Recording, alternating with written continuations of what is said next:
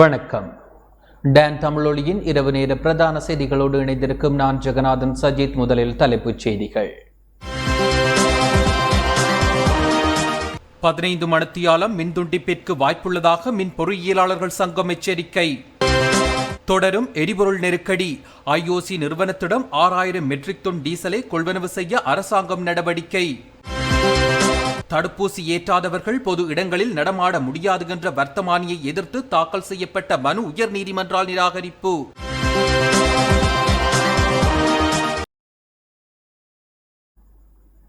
தொடர்வது முதன்மை செய்திகள். அனுசரணை. நமது வாழ்க்கை நமது கடமை. டெங்கு தொலையை அழைத்தளிக்க ஒன்றாய் இணைவோம். முழுமையாக தடுப்பூசி ஏற்றிக்கொள்ளாதவர்கள் பொது இடங்களில் நடமாடுவதற்கு தடை விதிக்கும் வர்த்தமானியை வலுவற்றதாக்குமாறு தாக்கல் செய்யப்பட்ட மனுவை உயர்நீதிமன்றம் நிராகரித்துள்ளது. முழுமையான கோவிட் தடுப்பூசிகளை பெறாதவர்கள் பொது இடங்களுக்கு செல்வதற்கு தடை விதிக்கும் வகையில் வெளியிடப்பட்ட வர்த்தமானியை சவாலுக்கு உட்படுத்தி தாக்கல் செய்யப்பட்ட மனு உயர்நீதிமன்றினால் நிராகரிக்கப்பட்டுள்ளது.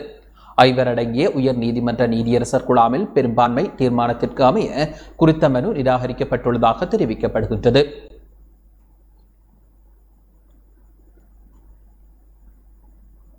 இந்திய எண்ணெய் நிறுவனத்திடம் இருந்து 6000 மெட்ரிக் டன் டீசலை கொள்வனவு செய்வதற்கு அரசாங்கம் தீர்மானித்துள்ளது.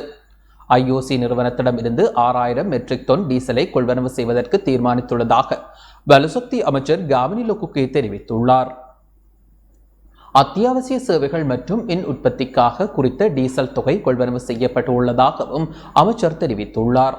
இந்திய கடன் திட்டத்தின் கீழ் கொள்வனவு செய்யப்பட உள்ள டீசல் கொண்ட கப்பல் நாட்டை வந்தடையும் வரை அரசாங்கம் ஐஓசி நிறுவனத்திடம் இருந்து டீசலை கொள்வனவு செய்யும் எனவும் விரைவில் கப்பல்கள் நாட்டை வந்தடையும் என எதிர்பார்ப்பதாகவும் அமைச்சர் தெரிவித்திருந்தமை குறிப்பிடத்தக்கது. இலங்கை தொழிலாளர் காங்கிரசின் தேசிய சபை கூடிய போது செந்தில் தொண்டமான் கட்சியின் தலைவராக தெரிவு செய்யப்பட்டுள்ளார். இலங்கை தொழிலாளர் காங்கிரசின் புதிய தலைவராக செந்தில் தொண்டமான் தெரிவு செய்யப்பட்டார். கொட்டகலையில் இன்று இலங்கை தொழிலாளர் காங்கிரசின் தேசிய சபை கூடிய போதே செந்தில் தொண்டமான் கட்சியின் புதிய தலைவராக தெரிவு செய்யப்பட்டார். அமரர் ஆறுமுகன் தொண்டமானின் மறைவிற்கு பின்னர் வெற்றிடமாக இருந்த இலங்கை தொழிலாளர் காங்கிரசின் தலைமை பதவிக்கு செந்தில் தொண்டமான் தேர்ந்தெடுக்கப்பட்டார்.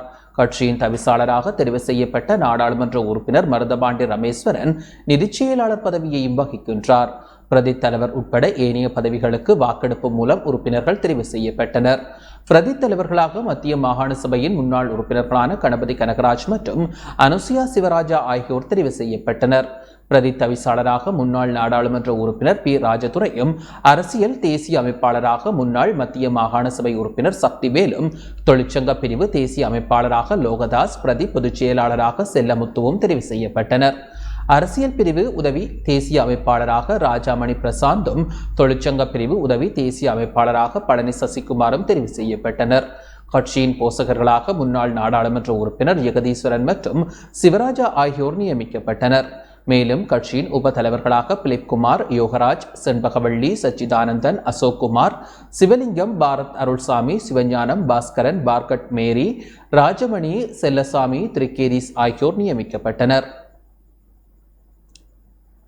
இன்றைய தினம் எங்களோட தேசிய சபை ஏகமனதாக தலைவராக செந்தில் தொண்டமான் அவர்களையும் தவிசாளராக ராமேஸ்வரன் அவர்களையும் தீர்மானிச்சிருக்காங்க. அது மட்டும் இல்லாமல் தொழிற்சங்கம் மற்றும் கட்சி, அதாவது அதோட யாப்புகளையும் நாங்கள் பிரித்து தயார் செஞ்சுருக்கோம். அதே மாதிரி இந்த ஸ்தாபனத்தோட முக்கிய பதவிகளுக்கு கட்சி முக்கியஸ்தர்களையும் நியமிச்சிருக்காங்க. எனக்கு இதில் ஒரு சந்தோஷமான விஷயம், இதில் நிறைய இளைஞர்களும் உள்வாங்கியிருக்காங்க. கட்டாயம் இது கட்சியோட செயற்பாடுகளை கட்டாயம் ஒரு நல்ல முறையில் கொண்டு போகணும் நாங்கள் எதிர்பார்க்குறோம். கட்சி இந்த யாப்பை திருத்தம் செய்யப்பட்டிருந்தா அதில் அதிகாரம் யாருக்கு அப்படிங்கிறது, ஏன்னா கடந்த காலங்களில் பொதுச் செயலாளர் பேர் தான் இருந்துச்சு. இப்போ இந்த முறை அதிகாரம் அனைவருக்கும் தான் இருக்குது. ஏன்னா நாங்கள் ஏற்கனவே சொன்ன மாதிரி மறைந்த தலைவர் ஆறுமுகம் தொண்டமான் இருக்கும்போது அவர் ஒரு தனிநபராக முடிவுகள் எடுத்தார். இன்றைக்கி நீங்கள் பாருங்கள், ஸ்தாபனத்துக்கு ஒரு இளமையான தலைமத்துவம் கிடைச்சிருக்கு. ஈதோகா வரலாறுல ஏதாவது ஒரு இளமையான தலைமத்துவம். அப்படி இருக்கும்போது முடிவுகள் அனைத்தையும் ஒன்றா தான் எடுப்போம். அதனால தான் நிர்வாக சபைன்னு ஒன்று இருக்குது. அதே மாதிரி நிர்வாக சபைக்கு மூத்த சட்ட ஆலோசகர் ஒருத்தர் இருக்கார், திரு மாரிமுத்து அவர்கள். அதே மாதிரி போசகர்களாக இன்றைக்கி திரு சிவராஜா அவர்களும் திரு ஜெகதீஸ்வரன் அவர்களையும் நியமிச்சிருக்கோம். கட்டாயம் மூத்தவர்களோட ஆலோசனைக்கு அமைஞ்சு நாங்களும் ஒரு நல்ல முடிவை சேர்ந்து எடுப்போம் தான்.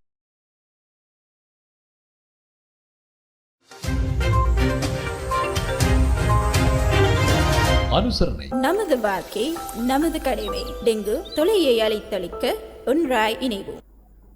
வங்காள விரிகுடா பிராந்தியங்களின் பொருளாதாரம் பூலோக பொருளாதாரத்திற்கு ஒரு உந்து சக்தியாக அமைந்துள்ளது என ஜனாதிபதி கோட்டாபய ராஜபக்ஷ தெரிவித்துள்ளார். பிம்ஸ்டெக் உச்சி மாநாட்டின் 3ஆம் நாளான இன்று காலை 9 மணிக்கு பிம்ஸ்டெக் அமைப்பின் 5வது அரச தலைவர்கள் மாநாடு ஆரம்பமாகியது. இதில் ஜனாதிபதி கோட்டாபய ராஜபக்ஷ மெய்நிகர் முறைமையின் ஊடாக உரை நிகழ்த்தினார். இதன்போது பயங்கரவாதம், மத அடிப்படைவாதம் மற்றும் போதைப்பொருள் அச்சுறுத்தல்களில் இருந்து பிம்ஸ்டெக் பிராந்தியத்தை பாதுகாக்க வேண்டியதன் அவசியத்தை ஜனாதிபதி கோட்டாபய ராஜபக்ஷ வலியுறுத்தினார். பிம்ஸ்டெக் என்று அழைக்கப்படும் பல்துறை தொழில்நுட்பம் மற்றும் பொருளாதார ஒத்துழைப்பிற்கான வங்காள விரிகுடா முன்முயற்சியின் 5வது மாநாடு உறுப்பு நாடுகளைச் சேர்ந்த உயர் அதிகாரிகளின் பங்கேற்புடன் கடந்த திங்கட்கிழமை கொழும்பில் ஆரம்பமானது. இந்த மாநாட்டில் ஜனாதிபதி கோட்டாபய ராஜபக்ஷ இன்று காலை உரையாற்றும் போதே வங்காள விரிகுடா பிராந்திய பொருளாதாரங்கள் உலக பொருளாதாரத்தின் வளர்ச்சியின் எந்திரங்களாக மாறியுள்ளதாக தெரிவித்தார். இதில் பங்களாதேஷ், பூட்டான், இந்தியா, நேபாளம் மற்றும் தாய்லாந்து ஆகிய நாடுகளின் தலைவர்கள் மெய்நிகர் முறையில் பங்கேற்று உரையாற்றினர். அத்தோடு இம்மாநாட்டில் உறுப்பு நாடுகளின் அங்கீகாரத்துடன் பிம்ஸ்டெக் சாசனமும் நிறைவேற்றப்பட்டது.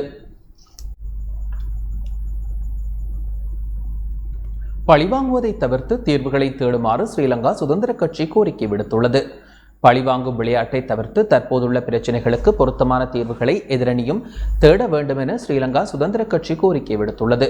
அனுராதபுரத்தில் இடம்பெற்ற நிகழ்வொன்றில் உரையாற்றும் ராஜாங்க அமைச்சர் துமிந்த திசாநாயக்க இவ்வாறு கோரிக்கை விடுத்தார். தாம் ஆட்சிக்கு வந்தால் 2 வருடங்களுக்கு எவ்வித கட்டணமும் இன்றி எரிபொருளை இறக்குமதி செய்ய உள்ளதாக அரசியல்வாதி ஒருவர் அரசாங்கத்திற்கு எதிரான பேரணி ஒன்றில் தெரிவித்திருந்தார். பொதுமக்கள் மீதும் நாட்டின் மீதும் அவருக்கு அக்கறை இருந்தால் தற்போது எந்த விலையும் இன்றி எரிபொருளை வழங்க அந்த அரசியல்வாதி முயற்சிக்க வேண்டும். இவ்வாறான நபர்கள் நாட்டை வழிநடத்துவதற்கு பொருத்தம் ஆனவர்கள் அல்ல. இதற்கிடையில் மற்றொரு அரசியல் குழு தற்போதைய நிர்வாகத்தை அகற்றுவதற்காக அரசியல் சார்புகளின்றி ஒன்றிணைந்து வீதிக்கு இறங்கியவாறு பொதுமக்களிடம் அழைப்பு விடுக்கின்றது. அரசாங்கத்தை கவிழ்ப்பதால் சலுகைகள் அல்லது நிவாரணம் கிடைக்காது என்றும் துமிந்த திசாநாயக்க தெரிவித்தார்.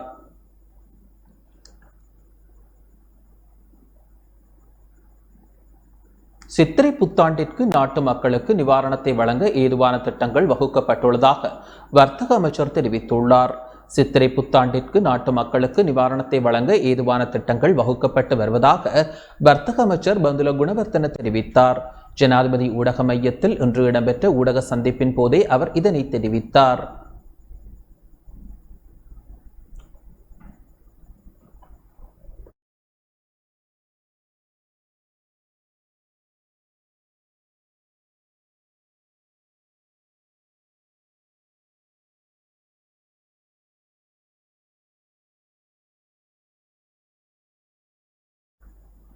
இலங்கையில் ஒரு நாளைக்கு 10 மணித்தியாலங்களுக்கு மேல் மின்வெட்டு ஏற்படக்கூடும் என இலங்கை மின்சார சபை எச்சரிக்கை விடுத்துள்ளது. நாட்டில் ஏற்பட்டுள்ள தற்போதைய எரிபொருள் நெருக்கடி நிலைமை மற்றும் வறட்சியான காலநிலை என்பன காரணமாக நாளாந்த மின்தடை 15 மணித்தியாலங்கள் வரை நீடிக்கக்கூடும் என மின்சார பொறியியலாளர்கள் சங்கம் எச்சரிக்கை விடுத்துள்ளது. சில நேரம் எதிர்காலத்தில் மின் துண்டிப்பு நேர அட்டவணைக்கு பதிலாக மின் விநியோக நேர அட்டவணையை வெளியிடுவது இலகுவானதாக இருக்கும் என கொழும்பில் இன்று இடம்பெற்ற ஊடக சந்திப்பில் அந்த சங்கத்தின் தலைவர் அனில் ரஞ்சித் தெரிவித்துள்ளார்.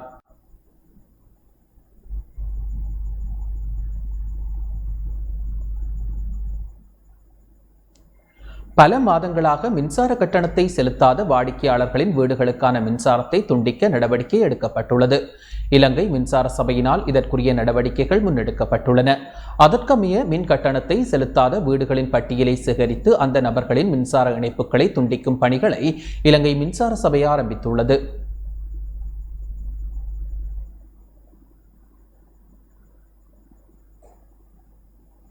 நாட்டில் தற்போது அமுல்படுத்தப்படும் 10 மணித்தியால மின்வெட்டு காரணமாக சிறு வியாபாரிகள் முதல் சகல தரப்பினரும் பாரிய பாதிப்புகளை எதிர்கொண்டுள்ளனர் என ஐக்கிய மக்கள் சக்தியின் நாடாளுமன்ற உறுப்பினர் எரான் விக்ரமரத்ன தெரிவித்துள்ளார். எதிர்க்கட்சித் தலைவர் அலுவலகத்தில் இன்று இடம்பெற்ற செய்தியாளர் சந்திப்பில் அவர் இதனை தெரிவித்தார். நாட்டில் தற்போது அமல்படுத்தப்படும் 10 மணித்தியால மின்வெட்டு காரணமாக சிறு வியாபாரிகள் முதல் சகல தரப்பினரும் பாரிய பாதிப்புகளை எதிர்கொண்டுள்ளனர் என்று ஐக்கிய மக்கள் சக்தியின் பாராளுமன்ற உறுப்பினர் எரான் விக்ரமரத்ன தெரிவித்துள்ளார். எதிர்க்கட்சி தலைவர் அலுவலகத்தில் இன்று நடைபெற்ற செய்தியாளர் சந்திப்பிலேயே அவர் இதனை தெரிவித்துள்ளார். අද දවසේ රට පුරාම වගේ පැය 10කට විදුලිය කපා හරිනවා. එතකොට හිතලා බලන්න පුළුවන් නිවාසවල பவுல் ஜீவித்தேட்ட நாட்டில் தற்போது பிரச்சனைகள் தீவிரமடைந்து வருகின்றன.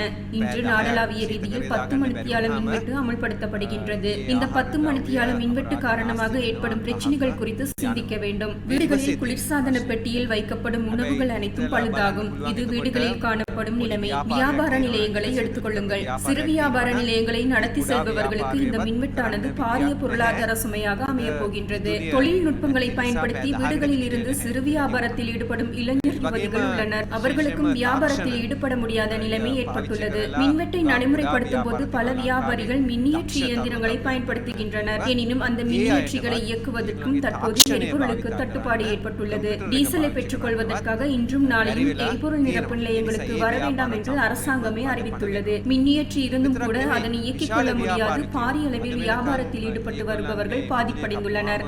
உற்பத்திகள் அனைத்தும் ஸ்தம்பிதமடைந்துள்ளது. நாம் கூறிய எந்த விடயத்துக்கும் இந்த அரசாங்கம் செவிமடுக்கவில்லை. தற்போது கூறுவதில் எந்த பயனும் இல்லை. ஏனெனில் அந்த குழுவினரை தற்போதும் இவ்விடத்தில் உள்ளனர்.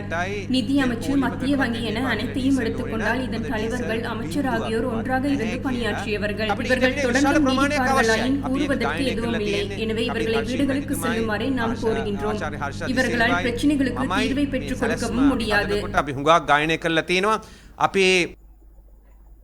ஏப்ரல் மாதத்திற்கு தேவையான எரிபொருளை இந்திய கடன் திட்டத்தின் கீழ் பெற்றுக்கொள்ள திட்டமிடப்பட்டுள்ளதாக பெட்ரோலிய கூட்டுத்தாபனத்தின் தலைவர் சுமித் விஜயசிங்க தெரிவித்துள்ளார். ஜனாதிபதி ஊடக மையத்தில் இன்று இடம்பெற்ற ஊடக சந்திப்பின் போதே அவர் இதனை தெரிவித்தார். අපි දන්නවා කනිතෙල් නීතික සංස්ථාව ඒ වගේම කනිතෙල් බලශක්ති අමාත්‍යාංශය එකතු වෙලා මේ රටට අවශ්‍ය ඉන්ධන ලබා දීමේ වගකීම පැවරලා තියෙනවා. විශේෂයෙන්ම 2020 கடந்த 2020, 2021 மற்றும் 2022 ஆண்டுகளை எடுத்து நோக்கும் போது 3 வருட காலமாக எரிபொருள் இறக்குமதிக்காக அதிக செலவு செய்யப்பட்டுள்ளது. குறிப்பாக இவ்வருடத்தின் ஜனவரி, பிப்ரவரி, மார்ச் மாதங்களை எடுத்துக்கொண்டால் இறக்குமதிக்காக 1.1 தொடக்கம் 1.2 பில்லியன் அமெரிக்க டாலர்களை செலவிட நேரிட்டுள்ளது.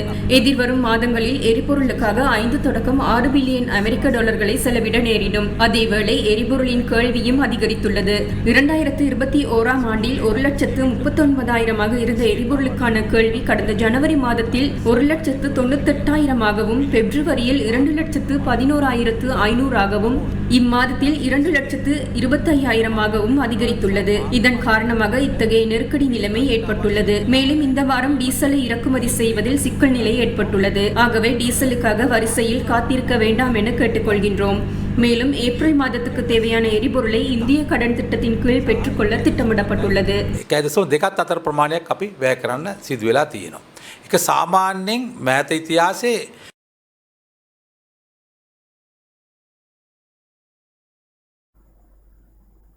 மட்டக்களப்பு மாவட்டத்தில் எரிபொருட்களை கொள்வனவு செய்வதற்கு இன்றைய தினமும் மக்கள் நீண்ட வரிசையில் கடும் வெயிலுக்கு மத்தியில் முண்டி அடித்ததை காண முடிந்தது.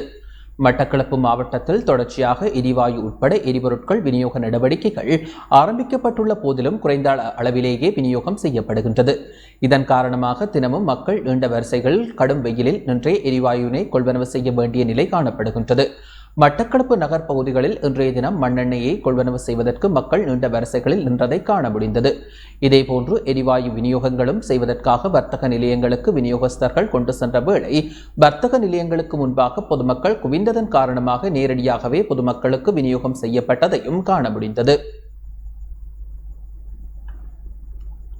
தனியார் பஸ்கள் உள்ளிட்ட வாகனங்களுக்கு கடந்த 2 நாட்களாக டீசல் விநியோகிக்கப்படவில்லை என்று தெரிவித்து தனியார் வாகன சாரதிகள் ஹட்டன் பஸ் தரிப்பிடத்திற்கு அருகிலுள்ள பிரதான வீதியின் 2 மருங்குகளையும் மறித்து வீதி மறியல் போராட்டத்தில் ஈடுபட்டனர்.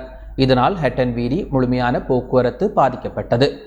இலங்கை போக்குவரத்து சபை பஸ்களுக்கு டீசல் விநியோகிக்கப்படுகின்ற போதிலும் தனியார் பஸ்களுக்கு டீசல் விநியோகிக்கப்படவில்லை என தெரிவித்து தனியார் பஸ்களின் சாரதிகள், நடத்துனர்கள் உள்ளிட்ட தரப்பினர் வீதி மறியல் போராட்டத்தை முன்னெடுத்தனர்.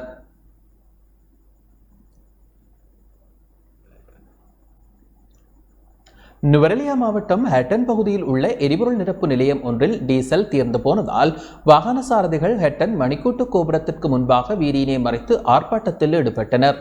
இதனால் பொது போக்குவரத்து சுமார் 1 மணித்தியாலங்களுக்கு மேல் தடைப்பட்டது. ஹட்டன் நகரத்தில் உள்ள சிபெட்கோ எரிபொருள் நிரப்பு நிலையத்தில் டீசல் பெற்றுக்கொள்வதற்காக வாகன சாரதிகள் நேற்று பகல் முதல் வரிசையில் காத்திருந்தனர். எரிபொருள் நிரப்பு நிலையத்தில் இருந்து டீசல் முடிவடைந்ததாக அறிவித்ததனை தொடர்ந்து ஹட்டன் கொழும்பு பிரதான வீதியினை ஹட்டன் மணிக்கூட்டு கோபுரத்திற்கு முன்னால் நேற்று இரவு 7:45 மணி முதல் 8:15 மணி வரை இடைமறித்து ஆர்ப்பாட்டத்தில் ஈடுபட்டனர்.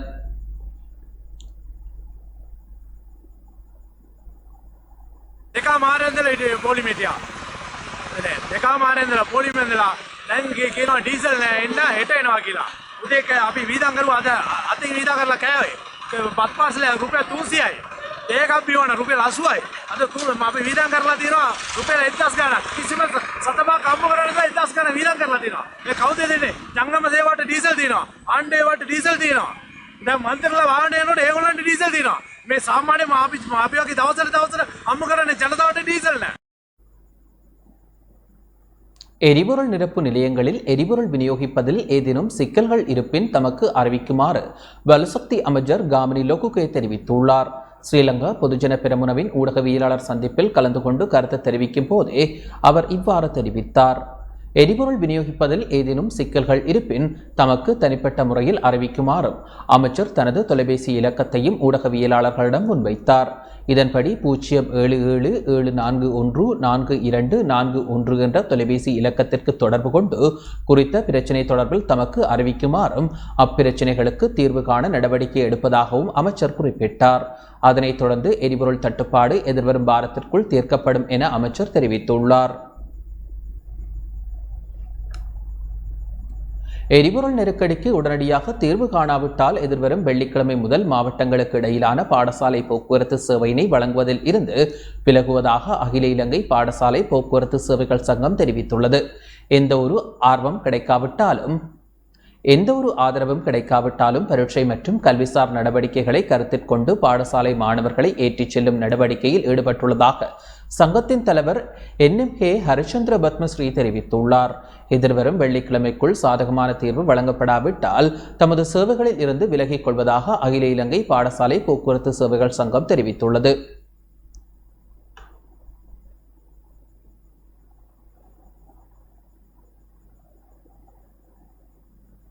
நீர் பம்பிகளில் உள்ள மின் பிறப்பாக்கிகளை இயக்குவதற்கு டீசல் கிடைக்காவிட்டால் பல பிரதேசங்களுக்கு நீர் விநியோகம் தடைப்படும் என தேசிய நீர் வழங்கல் மற்றும் வடிகாலமைப்பு சபை எச்சரிக்கை விடுத்துள்ளது. மின்வெட்டு காலத்தில் நீர் இறைக்கும் நிலையங்கள் இந்த பிரச்சினைகளை எதிர்கொள்வதாக மேற்கு மத்திய பிராந்திய பிரதி பொது முகாமையாளர் AK கபுரகே தெரிவித்தார். இதன்படி பிலியந்தல, பன்னிப்பட்டிய, மகரகம, ஹோகந்தர, பத்திரமுல்ல உள்ளிட்ட பல பிரதேசங்களுக்கு நீர் விநியோகம் தடைப்படலாம் என சுட்டிக்காட்டப்பட்டுள்ளது.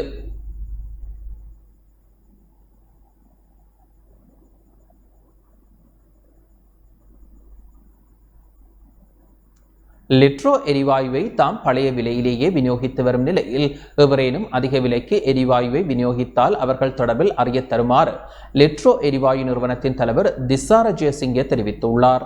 கொழும்பில் இன்று இடம்பெற்ற ஊடக சந்திப்பின் போதே அவர் இதனை தெரிவித்தார்.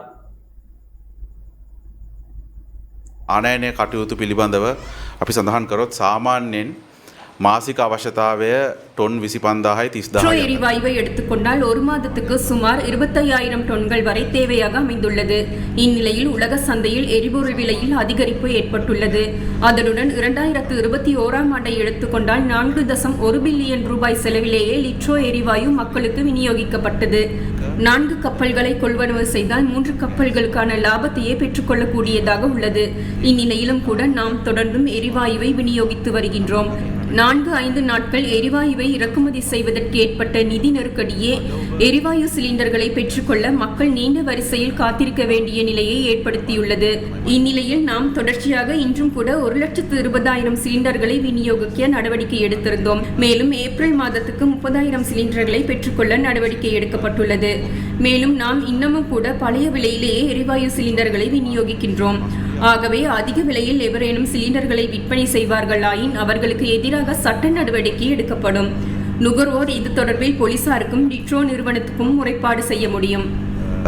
මේ මිල පාලන කටයුතු සඳහා ඒ කියන්නේ මිල ස්ථාවරව තබා ගැනීම සඳහා වියදම් කරා බිලියන 9ක මුදලක් මේ ලාභාංශ ඒ වගේම 4 வருடங்களாக யாழ்ப்பாண மாவட்டத்தில் கடமையாற்றிய போதும் தமிழ் மொழியை கற்றுக்கொள்ள முடியாமல் போனமைக்காக கவலை கொள்வதாக யாழ் மாவட்ட முன்னாள் இராணுவ கட்டளை தளபதி மேஜர் ஜெனரல் ஹத்ருசிங்க தெரிவித்துள்ளார். தமிழ் மொழியை கற்றுக்கொள்ள முடியாமை தொடர்பில் யாழ் மாவட்ட முன்னாள் இராணுவ கட்டளை தளபதி கவலை வெளியிட்டார். யாழ்ப்பாணம் மாவட்ட செயலகத்தில் இலங்கை வெளிநாட்டு வேலைவாய்ப்பு பணியகத்தின் ஏற்பாட்டில் வெளிநாடுகளில் பணியாற்றும் இலங்கையர்களின் பிள்ளைகளுக்கான புலமை பரிசில் வழங்கும் நிகழ்வு இன்று இடம்பெற்றது. நிகழ்வில் பிரதம விருந்தினராக யாழ் மாவட்ட முன்னாள் இராணுவ கட்டளை தளபதியும் இலங்கை வெளிநாட்டு வேலைவாய்ப்பு திணைக்களத்தின் பணிப்பாளருமான மேஜர் ஜெனரல் ஹத்ருசிங்க கலந்து கொண்டார். அங்கு உரையாற்றும் போதே அவர் இவ்வாறு குறிப்பிட்டார். நான் 4.5 வருடங்களாக யாழ்ப்பாண மாவட்ட இராணுவ கட்டளை தளபதியாக கடமையாற்றியிருந்த போதிலும் தமிழ் மொழியை கற்றுக்கொள்ள முடியாமல் போனமையை இட்டு கவலைப்படுகின்றேன். ஆனால் தமிழில் கொஞ்சம் என்னால் கதைக்க முடியும். அவ்வாறு கதைத்தால் சபையில் உள்ளோர் அதனை கேட்டு சிரிப்பார்கள் என்பதனால் அதனை நான் கதைக்க விரும்பவில்லை. 4 வருடங்களாக இந்த தமிழ் பிரதேசத்தில் இருந்து தமிழ் மொழியை கற்றுக்கொள்ள முடியாமல் போனதற்கு நான் கவலைப்படுகின்றேன். ஏனைய மாவட்டங்களில் வெளிநாட்டு வேலைவாய்ப்பு பணியகத்தால் வழங்கப்படும் சலுகைகளை வடக்கு கிழக்கில் உள்ள இளைஞர் யுவதிகளுக்கும் வழங்குவதற்காகவே நாங்கள் இங்கு வருகை தந்துள்ளோம் எனவும் மேஜர் ஜெனரல் ஹத்ருசிங்க தெரிவித்தார். ඉදිරියේදී අපි මේක මේ තවදුරටත් ඊට වඩා වැඩියෙන් අපේ අනාගත දරු පරපුරගේ අනාගත வெளிநாட்டு வேலைவாய்ப்பு பணியகத்தின் ஏற்பாட்டில் வெளிநாடுகளில் பணியாற்றும் இலங்கையர்களின் பிள்ளைகளுக்கான புலமை பரிசில் வழங்கும் நிகழ்வு மேலதிக அரசாங்க அதிபர் மருதலிங்கம் பிரதீபன் தலைமையில் இன்று இடம்பெற்றது. நிகழ்வில் 5ஆம் தர புலமை பரிசில் பரீட்சை, கல்வி பொதுத்தராதர, சாதாரண தர பரீட்சை, கல்வி பொதுத்தராதர, உயர்தர பரீட்சைகளில் சித்தியடைந்த வெளிநாடுகளில் தொழில் புரிபவர்களின் பிள்ளைகளுக்கு புலமை பரிசில்கள் வழங்கி கௌரவிக்கப்பட்டமை குறிப்பிடத்தக்கது. இந்திய கடன் திட்டத்தில் இலங்கை போலீசாருக்கு 750 ஜீப்களை வழங்க ஒப்புதல் கைச்சாத்திடப்பட்டுள்ளது. இந்திய கடன் திட்டத்தின் கீழ் இலங்கை காவல்துறைக்கு 750 ஜீப் வண்டிகளை வழங்குவதற்கான புரிந்துணர்வு ஒப்பந்தம் இன்று பொதுமக்கள் பாதுகாப்பு அமைச்சில் கைச்சாத்திடப்பட்டது. இலங்கை போலீசாரினால் பொதுமக்களுக்கு வழங்கப்படும் சேவையை நெறிப்படுத்துவதுமே இதன் நோக்காகும். ஆகஸ்ட் மாத இறுதிக்குள் 250 ஜீப் வண்டிகளும், செப்டம்பர் இறுதிக்குள் 250 ஜீப் வண்டிகளும், 2023 மார்ச் இறுதிக்குள் 25 ஜீப்கள் என 3 கட்டங்களாக இந்த ஜீப் வண்டிகளின் விநியோகம் இடம்பெற உள்ளது. இந்த வாகனங்களின் மொத்த மதிப்பு ரூபாய் 2.5 பில்லியன்களாகும். இதுவரை இலங்கை போலீசாருக்கு 2000 முச்சக்கர வண்டிகள், ஜீப்கள் உள்ளிட்ட 72 ஜப்பானிய உதவி வாகனங்கள் மற்றும் 150 மோட்டார் சைக்கிள்கள் வழங்கப்பட்டுள்ளமை குறிப்பிடத்தக்கது. இந்திய நிதியில் மருந்து பொருட்கள் இறக்குமதி செய்யப்பட உள்ளதாக அமைச்சர் ஹெகலிய ரம்புக்வெல தெரிவித்துள்ளார். மருந்து பொருட்களை கொள்வனவு செய்வதற்காக இந்திய நிதியுதவியின் கீழ் $80 மில்லியன் ஒதுக்கப்பட்டுள்ளதாக சுகாதார அமைச்சர் ஹெகலிய ரம்புக்வெல தெரிவித்துள்ளார்.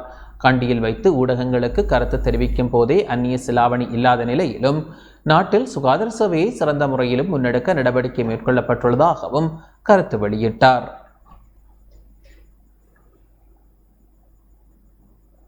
தனது வருகை தொடர்பில் பரப்பப்பட்ட வதந்தியால் பொதுமக்களுக்கு ஏற்பட்ட அசௌகரியத்திற்கு அமைச்சர் நாமல் ராஜபக்ஷ மன்னிப்பு கோரியுள்ளார். விளையாட்டுத்துறை அமைச்சர் நாமல் ராஜபக்ஷ வருகை தர உள்ளார் என்ற தகவலை அறிந்து பண்டாரவளையில் வீதியை மறித்து கடுமையான எதிர்ப்பு ஆர்ப்பாட்டம் முன்னெடுக்கப்பட்டது. இதனால் பதுளை பண்டாரவளை வீதியில் கடுமையான வாகன நெரிசல் ஏற்பட்டது. எனினும் பண்டாரவளைக்கு இன்று விஜயம் செய்திருக்க திட்டமிட்டிருக்கவில்லை என நாமல் ட்வீட் செய்துள்ளார். மக்களுக்கு ஏற்பட்ட அனைத்து அசௌகரியங்களுக்கும் விளையாட்டுத்துறை அமைச்சர் நாமல் ராஜபக்ஷ மன்னிப்பு கோரியுள்ளார். வெளிமடையில் உள்ள எரிபொருள் நிரப்பு நிலையம் ஒன்றில் வரிசையில் நின்றிருந்த சிலர் தான் வருவதாக பரவிய தகவலால் கடும் அசௌகரியங்களுக்கு உள்ளாகியதாக இணையத்தில் பகிரப்பட்ட காணொளிக்கு பதிலளிக்கும் போதே அமைச்சர் இவ்வாறு தெரிவித்தார். வெளிமடையில் திட்டமிடப்பட்ட நிகழ்வு எதுவும் எனக்கு இல்லை, இது வதந்தியாகும். இதனால் ஏற்பட்ட அசௌகரியங்களுக்கு மன்னிக்கவும் என பொதுமக்களிடம் அமைச்சர் நாமல் ராஜபக்ஷ மன்னிப்பு கோரியுள்ளார். கொழும்பு தேசிய வைத்தியசாலையின் அனைத்து ஆய்வக சேவைகளையும் மட்டுப்படுத்த ஆலோசனை வழங்கப்பட்டுள்ளது. மருந்து தட்டுப்பாடு காரணமாக கொழும்பு தேசிய வைத்தியசாலையின் அனைத்து ஆய்வக சேவைகளையும் மட்டுப்படுத்த ஆலோசனை வழங்கப்பட்டுள்ளது. இது தொடர்பில் கொழும்பு தேசிய வைத்தியசாலையின் நிர்வாக அதிகாரியால் சம்பந்தப்பட்ட பிரதானிக்கு கடிதம் மூலம் அறியப்படுத்தப்பட்டுள்ளது. இதேவேளை நாடு முழுவதிலும் உள்ள பல வைத்தியசாலைகளில் புற்றுநோய், இருதய மற்றும் சிறுநீரக நோயாளிகளுக்காக பயன்படுத்தப்படும் மருந்துகள் தற்போது பெருமளவில் முடிவடைந்துள்ளதாக அரசு ஔடதவியலாளர்கள் சங்கம் தெரிவித்துள்ளது. எதிர்வரும் 2 மாதங்களுக்குள் மேலும் பல மருந்துகள் தீர்ந்து போகும் என அந்த சங்கம் எச்சரிக்கை விடுத்துள்ளது. முகக்கவசத்தை அகற்றுவது தொடர்பில் தீர்மானிப்பதற்கு முன்னர் கோவிட் தடுப்பூசி ஏற்றியவர்களின் எண்ணிக்கை 80% தாண்ட வேண்டும் என சுகாதார பிரிவு தெரிவித்துள்ளது. கொரோனாவை தடுக்கும் 3 தடுப்பூசிகளையும் பெறாதவர்களின் எண்ணிக்கை 80% தாண்டி சென்றால் மாத்திரமே முகக்கவசத்தை அகற்றுவது குறித்து தீர்மானிக்க முடியும் என சுகாதார பிரிவு தெரிவித்துள்ளது. எனினும் அவ்வாறான நிலை ஏற்படும் வரை முகக்கவசத்தை அகற்றுவது குறித்து எத்தீர்மானமும் எடுக்கப்படாது என சுகாதார சேவை பணிப்பாளர் நாயகம் விசேட வைத்திய நிபுணர் அசேல குணவர்த்தன தெரிவித்துள்ளார். அத்துடன் நாட்டில் 3 தடுப்பூசிகளையும் பெற்றுக்கொண்டவர்களின் எண்ணிக்கை 54%ஆகவே காணப்படுகின்றது என்று தெரிவித்துள்ள அவர் இந்த எண்ணிக்கை தொடர்பில் தம்மால் திருப்திப்பட முடியாது என சுட்டிக்காட்டினார். எந்தெந்த பொது இடங்களுக்கு தடுப்பூசி அட்டையை கொண்டு செல்ல வேண்டும் என்பதை எதிர்வரும் நாட்களில் வர்த்தமானி ஊடாக அறிவிப்பதாக தெரிவித்த அவர், ஏப்ரல் மாதம் 30ஆம் தேதிக்கு பின்னர் பொது இடங்களுக்கு செல்ல வேண்டுமாயின் இலங்கையர்கள் முழுமையாக கொரோனா தடுப்பூசிகளை செலுத்தியிருப்பது அவசியம் எனவும் தெரிவித்தமை குறிப்பிடத்தக்கது. நாட்டில் மேலும் 4 கொரோனா மரணங்கள் பதிவாகியுள்ளன. நாட்டில் நேற்றைய தினம் கொரோனா தொற்றால் மேலும் 4 பேர் உயிரிழந்துள்ளதாக அரசாங்க தகவல் திணைக்களம் தெரிவித்துள்ளது. உயிரிழந்துள்ளவர்கள் அனைவரும் ஆண்களாவர். 60 வயதிற்கும் மேற்பட்டவர்களை இவ்வாறு உயிரிழந்துள்ளனர். இதேவேளை நாட்டில் கொரோனா தொற்று காரணமாக உயிரிழந்தோரின் மொத்த எண்ணிக்கை 16,474 அதிகரித்துள்ளது. கிளிநொச்சி மாவட்டத்தின் மாவட்ட அபிவிருத்தி ஒருங்கிணைப்பு குழு கூட்டத்தில் பல்வேறு விடயங்கள் ஆராயப்பட்டுள்ளன.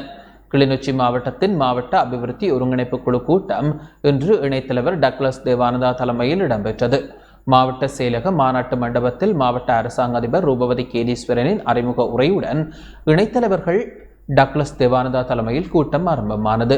இக்கூட்டத்தின் போது கிளிநொச்சி மாவட்டத்தில் முன்னெடுக்கப்படுகின்ற 1ஆம் காலாண்டுக்கான புதிய வேலை திட்டங்களின் முன்னேற்றங்கள், மக்கள் எதிர்கொண்டுள்ள பிரச்சினைகள் உள்ளிட்ட பல்வேறு விடயங்கள் தொடர்பில் கலந்துரையாடப்பட்டது. கூட்டத்தில் நாடாளுமன்ற உறுப்பினர்களான சிவஞானம் ஸ்ரீதரன், எம்.ஏ. சுமந்திரன், கரைச்சி, கண்டாவளை, பூநகரி, பச்சிலைப்பள்ளி ஆகிய பிரதேச செயலகங்களின் பிரதேச செயலாளர்கள், பிரதேச சபைகளின் தலைவர்கள், பிரதேச அமைச்சகங்களின் செயலாளர்கள், திணைக்கள தலைவர்கள், பொது அமைப்புகளின் பிரதிநிதிகள் என பலர் கலந்து கொண்டனர். இதேவேளை கிளிநொச்சி புதிய பேருந்து நிலைய நிர்மாண பணிகளை அமைச்சர் டக்ளஸ் தேவானந்தா பார்வையிட்டார். கிளிநொச்சியில் புதிதாக அமைக்கப்பட்டு வருகின்ற பேருந்து நிலையத்தின் நிர்மாண பணிகள் இறுதிக்கட்டத்தை அடைந்துள்ள நிலையில் அமைச்சர் டக்ளஸ் தேவானந்தா களவிஜயம் ஒன்றை மேற்கொண்டுள்ளார். சுமார் 76 மில்லியன் ரூபாய் செலவில் நிர்மாணிக்கப்பட்டு வருகின்ற குறித்த பேருந்து நிலையத்தின் நிர்மாண பணிகளை அமைச்சர் பார்வையிட்டார். இதன்போது கருத்து தெரிவித்த அமைச்சர் டக்ளஸ் தேவானந்தா பேருந்து நிலையம் விரைவில் மக்கள் பாவனைக்காக வரும் என தெரிவித்தார். சுபீட்சத்தின் நோக்கு வேலை திட்டத்திற்கு அமைய பசுமை புரட்சியை நோக்காக கொண்ட நமது வீட்டுத் தோட்டத்தில் ஆரம்பிப்போம் எனும் தேசிய செயற்திட்டம் மட்டக்களப்பு மாவட்டத்தில் நடைபெற்றது. நமது வீட்டுத் தோட்டத்தில் ஆரம்பிப்போம் எனும் தேசிய வேலை திட்டம் மட்டக்களப்பு மாவட்டம் போரதீவு பற்று பிரதேச செயலாளர் பிரிவிற்குட்பட்ட தும்பங்கணியில் நடைபெற்றது. போரதீவு பற்று பிரதேச செயலாளர் செல்வி ராகுலநாயகி தலைமையில் இடம்பெற்ற நிகழ்வில் ராஜாங்க அமைச்சர் எஸ்.பி. ஆனந்தரன் பிரதம அதிதியாக கலந்து கொண்டார். மட்டக்களப்பு மேலதிக அரசாங்க அதிபர் திருமதி சுதர்சினி ஸ்ரீஸ்காந்தா, மாவட்ட விவசாய உத்தியோகத்தர்கள், சமுர்த்தி பணிப்பாளர் உட்பட பலர் கலந்து கொண்டனர். போரதீவு பற்று பிரதேச செயலாளர் பிரிவில் 6341 பயனாளிகள் தெரிவு செய்யப்பட்டு அவர்களுக்கு தலா 5000 ரூபாய் வீட்டுத் தோட்ட பயிற்சிகைக்கு வழங்கப்பட்டுள்ளது. இதன்போது நாற்றுக்கள் நடப்பட்டு வீட்டுத் தோட்ட செய்கை ஆரம்பித்து வைக்கப்பட்டதுடன் மரக்கன்றுகளும் நாட்டப்பட்டதுடன் பயனாளிகளுக்கான நான்றுகளும் வழங்கி வைக்கப்பட்டன. மட்டக்களப்பு மாவட்டத்தில் வீட்டுத் தோட்டத்தினை ஆரம்பிப்பதற்காக 20,000 குடும்பங்களுக்கு 10 கோடி ரூபாய் நிதியை அரசாங்கம் ஒதுக்கீடு செய்துள்ளதாக ராஜாங்க அமைச்சர் எஸ்.பி. ஆனந்தரன் தெரிவித்தார்.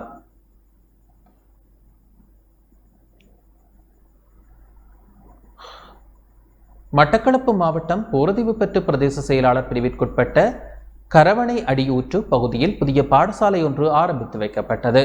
மட்டக்களப்பு மாவட்டத்தின் போரதீவு பற்று பிரதேச செயலாளர் பிரிவிற்குட்பட்ட கரவணை அடியூற்று பகுதியில் புதிய பாடசாலை ஒன்று ஆரம்பித்து வைக்கப்பட்டுள்ளது. ராஜாங்க அமைச்சர் சதாசிவம் வியாழேந்திரனின் முன்மொழிவிற்கு அமைவாக பின்தங்கிய மாணவர்களின் நலன் கருதி பாடசாலை அமைக்கப்பட்டுள்ளது. புட்டிருப்பு கல்வி வலயத்திற்குட்பட்ட பகுதியான கரவணை அடியூற்று பகுதியில் உள்ள மாணவர்கள் நீண்ட காலமாக நீண்ட தூரம் பயணித்து கல்வி பெற வேண்டிய நிலை காரணமாக இப்போது மக்கள் தொடர்ச்சியாக கோரிக்கையினை முன்வைத்து வந்தனர். சுமார் 10 வருடத்திற்கும் மேலாக இப்பகுதி மக்கள் வேண்டுகோள் விடுத்திருந்த நிலையில் பாடசாலையின் ஆரம்ப நிகழ்வு கிழக்கு மாகாண கல்வி பணிப்பாளர் திருமதி நகுலேஸ்வரி புள்ளநாயகம் தலைமையில் இடம்பெற்றது. நிகழ்வில் ராஜாங்க அமைச்சர் சதாசிவம் வியாழேந்திரன் பிரதம அதிதியாக கலந்து கொண்டு கட்டடத்தை திறந்து வைத்ததுடன் போர்தீவு பெற்று பிரதேச செயலாளர் செல்வி ராகுல நாயகி பட்டப்படிப்பு கல்வி வலய பிரதிநிதி கல்வி பணிப்பாளர் மகேந்திரன் உட்பட பலர் கலந்து கொண்டனர்.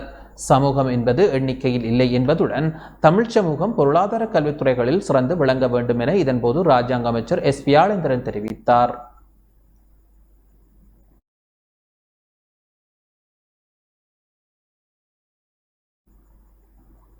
வவுனியாவில் பல்வேறு குற்றச் சம்பவங்களுடன் தொடர்புடைய நபர் கைது செய்யப்பட்டுள்ளார். வவுனியாவில் போதைப்பொருள் விற்பனை மற்றும் 5 வீடுகளில் இடம்பெற்ற திருட்டு சம்பவங்களுடன் தொடர்புடைய சந்தேக நபர் வவுனியா குற்றத்தடுப்பு பிரிவு போலீசாரால் இன்று கைது செய்யப்பட்டுள்ளார். வவுனியாவில் கடந்த 2 மாதங்களாக திருட்டுச் சம்பவங்கள் அதிகரித்திருந்தன.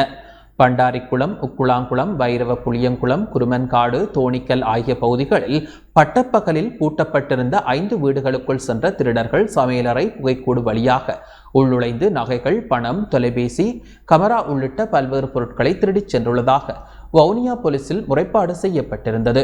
முறைப்பாட்டிற்கு அமைவாக வவுனியா போலீஸ் நிலைய பொறுப்பதிகாரி JAS ஜெயக்கொடியின் வழிகாட்டலில் வவுனியா குற்றத்தடுப்பு பிரிவு உப போலீஸ் பரிசோதகர் கியான் தலைமையிலான போலீஸ் குழுவினர் விசாரணைகளை முன்னெடுத்தனர்.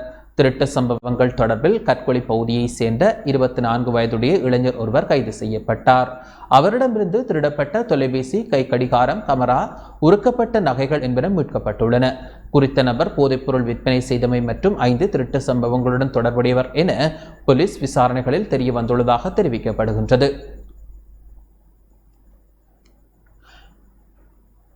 கிராண்ட்பாஸ் பகுதியில் வைத்து ஐஸ் போதைப்பொருளுடன் 2 போலீஸ் விசேட அதிரடிப்படையினரால் கைது செய்யப்பட்டுள்ளனர். மன்னார் மற்றும் வவுனியா பகுதியைச் சேர்ந்த 41 மற்றும் 43 வயதுடைய 2 கைது செய்யப்பட்டுள்ளனர்.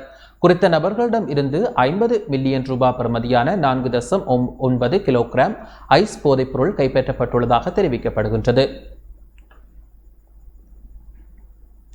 மொரவக்க நீதவான் நீதிமன்றத்தினால் பிடியாணை பிறப்பிக்கப்பட்டிருந்த பெண்ணொருவர் நேற்று முன்தினம் செவ்வாய்க்கிழமை போலீசாரால் கைது செய்யப்பட்ட நிலையில் திடீர் சுகவீனம் உற்று உயிரிழந்துள்ளதாக போலீஸ் ஊடகப் பிரிவு தெரிவித்துள்ளது.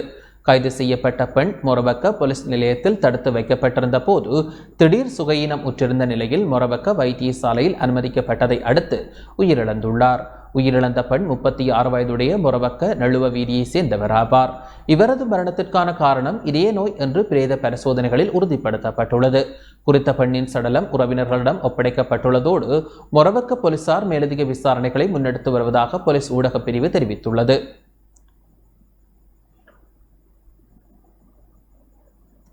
களத்துறை பாணந்துறை விங்வத்த போலீஸ் பிரிவிற்குட்பட்ட ஹோட்டல் ஒன்றில் மலசல கூடத்தில் மறைத்து வைக்கப்பட்டிருந்த நிலையில் பெண்ணொருவரின் சடலம் நேற்று மீட்கப்பட்டதாக விங்கவத்த போலீசார் தெரிவித்தனர். இவ்வாறு கொலை செய்யப்பட்டவரின் பெயர் விவரங்கள் இதுவரை கண்டறியப்படவில்லை.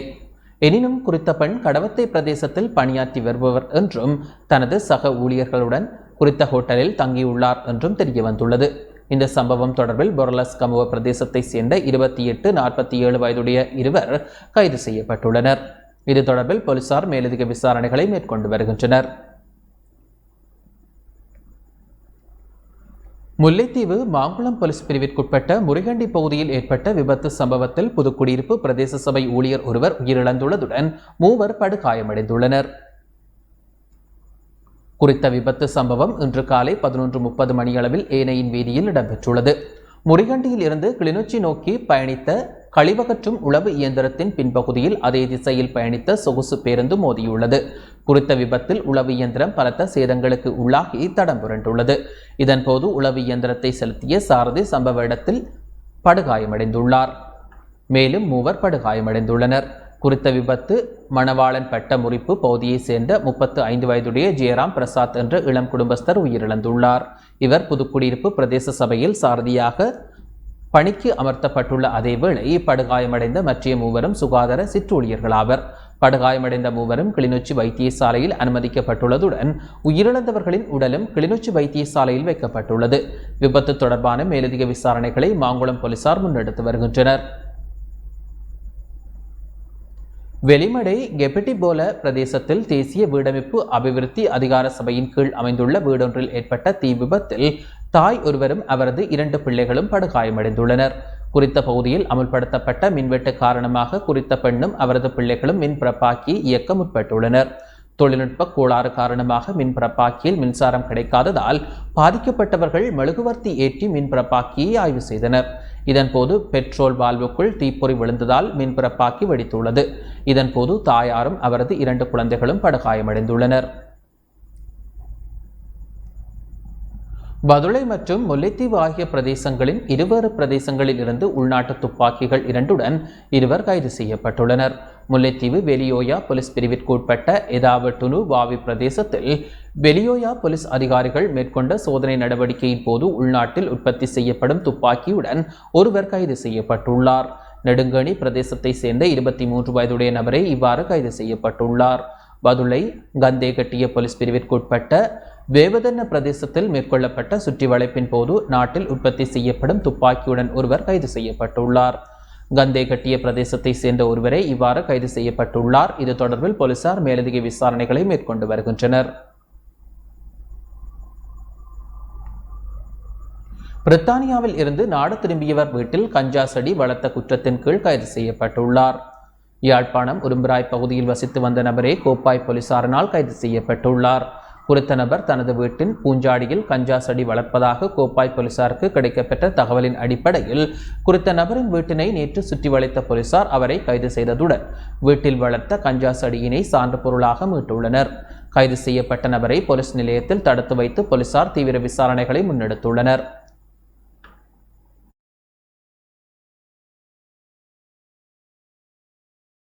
இந்தியா தமிழக மீனவர்களுடன் எந்த ஒரு பேச்சுவார்த்தையிலும் கலந்து கொள்ளப் போவதில்லை என வடமாகாண கடற்தொழிலாளர் இணையத்தின் பேச்சாளர் NM ஆலம் தெரிவித்துள்ளார். இந்திய மீனவர்களின் அத்துமீறல் தொடர்பாக தம்மால் மேற்கொள்ளப்பட்ட அனைத்து செயற்பாடுகளும் ஸ்தம்பிதம் அடைந்துள்ளதோடு தமது முயற்சிகள் வெற்றியளிக்கப்படாமல் இருப்பதாக வடமாகாண கடற்தொழில் இணையத்தின் பேச்சாளர் NM ஆலம் தெரிவித்தார். மன்னாரில் இன்று இடம்பெற்ற ஊடக சந்திப்பின் போதே அவர் இதனை தெரிவித்தார். இந்திய இழுவைப்படகு விடயத்தை எடுத்துக்கொண்டால் இந்த இந்திய இழுவைப்படகின் வருகை தொடர்பாக எங்களால் மேற்கொள்ளப்பட்ட அனைத்து செயற்பாடுகளும் ஸ்தம்பிதமடைந்த நிலையில் அல்லது வெற்றியளிக்காத நிலையே தொடர்ந்து காணப்படுகின்றது. நாங்கள் தொடர்ச்சியாக பேச்சுவார்த்தைகளையோ அல்லது போராட்டங்களையோ நடத்தியும் இன்னும் அவர்களின் வருகை நின்றபாடில்லை. நாங்கள் புதிதாக உருவாக்கப்பட்ட அரசாங்கத்தினூடாக அதில் பொறுப்பான பதவியை வகிக்கின்ற கடற்றொழில் அமைச்சர் அவர்கள் இதனை தீர்த்து தருவார் என்று எதிர்பார்த்த போதும் இன்றும் வருடம் 2 கடந்த நிலையிலும் அந்த நிலையே தொடர்ந்திருக்கின்றது. இந்திய மீனவர்களோடு பேசுவதையோ அல்லது அண்மையில் கச்சதீவில் ஒரு சிறிய கலந்துரையாடல் நடத்தியிருந்தார்கள். அந்த கலந்துரையாடலில் குறிப்பிடப்பட்ட விடயம் இந்திய இழுவைப்படகு வருகை நிறுத்தப்பட வேண்டும் என்ற தொனியை தவிர இந்திய மீனவர்களோடு பேச வேண்டும் என்ற தொனி அங்கு பேசப்படவில்லை. இருந்தும் இந்திய தரப்பால் நாங்கள் இலங்கை மீனவர்களோடு பேசுவோம், அதனூடாக அந்த விடயங்களை நான் தீர்த்துக் கொள்வோம் என்று அவர்கள் தரப்பில் சொல்லப்படுகின்றது. இதை நாங்கள் மீனவர்கள் என்ற வடபகுதி மீனவர்கள் என்ற ரீதியில் மீனவர்களோடு இந்திய மீனவர்களோடு தமிழக மீனவர்களோடு இந்த இழுவைப்படகு தொடர்பாக எந்த பேச்சுவார்த்தையிலும் இந்த வடபகுதி மீனவர்கள் கலந்து கொள்ள மாட்டார்கள். அவர்கள் அதை விரும்பவில்லை என்பதை நாங்கள் இன்றைய நேரம் பதிவு செய்கின்றோம். இத்துடன் இந்த செய்தி அறிக்கை நிறைவடைகின்றது. வணக்கம்.